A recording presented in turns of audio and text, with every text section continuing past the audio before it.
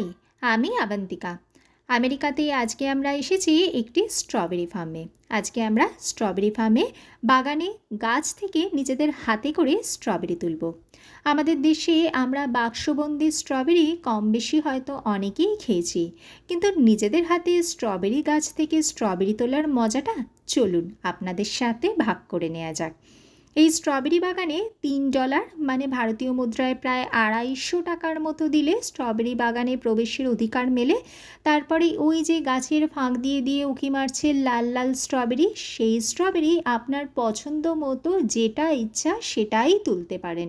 Strawberry তোলার পর বাগানের মালিককে সেই স্ট্রবেরিগুলো দিলে ওনারা ওজন করে আপনাকে বলে দেয় কত টাকা দাম। এই যে দেখুন, দুই পাশে স্ট্রবেরি গাছ আর তার মাঝখানে কি সুন্দর হাঁটার জায়গা। এখানে আজকে আমরা নিজেদের হাতে স্ট্রবেরি তুললাম, আর সেটাও কিন্তু বেশ সুন্দর একটি অভিজ্ঞতা।